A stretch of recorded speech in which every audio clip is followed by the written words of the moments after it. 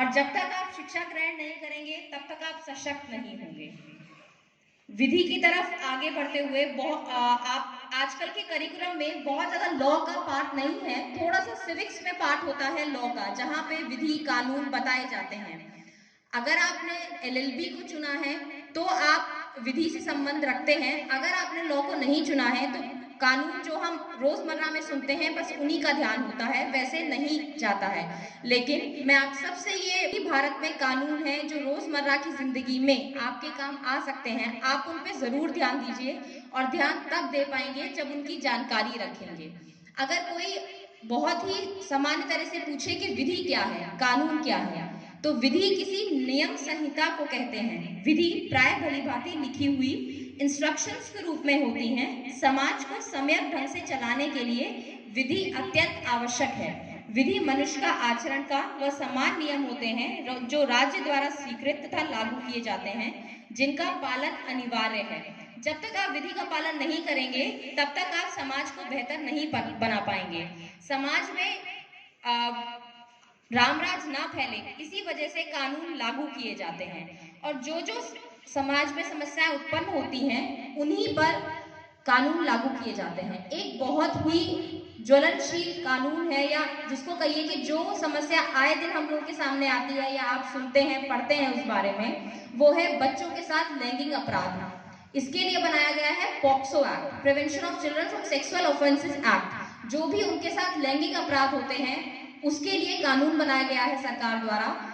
हालांकि हो सकता है कि आप रोजमर्रा की जिंदगी में आपके सामने ना पड़े, लेकिन मैं आपसे ये निवेदन करूंगी कि आप इस कानून के बारे में जरूर जानें। आपके आसपास जो लोग हैं, आपके घरों में जो काम करते हैं, आपके छोटे भाई बहन हैं, उनको इस बारे में बताएं, ताकि कुछ भी उनके साथ अगर अनहोनी होने जा रही है तो वो बच सके। आए दिन समाज में बच्चों के साथ यौन अपराधों की खबरें मिलती रहती हैं, जो किसी भी सभ्य समाज को शर्मसार करती हैं। इसीलिए ये कानून बनाया गया है।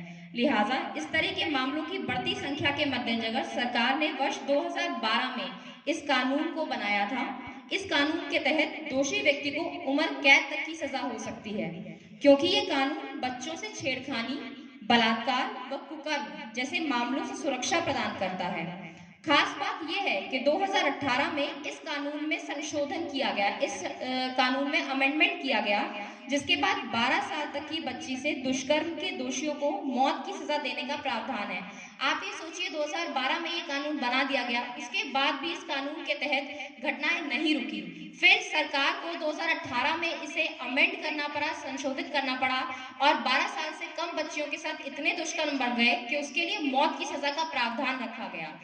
2012 में बनाने के बाद भी समाज में भय नहीं है कानून का। कानून का भय इसलिए नहीं है कि लोग उस बारे में जान नहीं रहे हैं। आप लोग जब तक जागरूक नहीं होंगे विधि व्यवस्थाओं के लिए, तब तक हम समाज को बेहतर नहीं बना पाएंगे। 18 साल से कम किसी भी मासूम के साथ अगर दुराचार होता है तो वो पॉक्सो एक्ट के तहत होता है।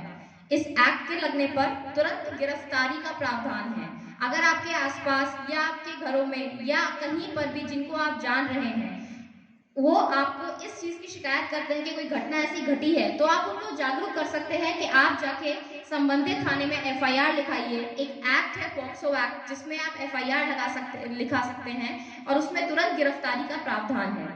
इसके अतिरिक्त एक्ट की धारा 11 सेक्शन 11 के साथ यौन शोषण को भी परिभाषित किया गया है, जिसका मतलब है कि यदि कोई भी व्यक्ति अगर किसी बच्चे को गलत नियत से छूता है या फिर उसके साथ गलत हरकतें करने का प्रयास करता है या उसे पोर्नोग्राफी दिखाता है, तो उसे धारा 11 के तहत दोषी माना जाएगा। आप जब तक इन विधि व्यवस्थाओं के बारे में जानेंगे नहीं, समाज को बेहतर नहीं बना पाएंगे, अपना जीवन बेहतर नहीं बना पाएंगे। ये निसंदेह एक अविश्वासित बात है कि शिक्षा जो है आपको सशक्त बनाती है, लेकिन किस मामले में आपको किस जानकारी का होना जरूरी है, ये आप डिसाइड करेंगे। बस अंत में मैं एक 2-4 पंक्तियां कहना चाहूंगी।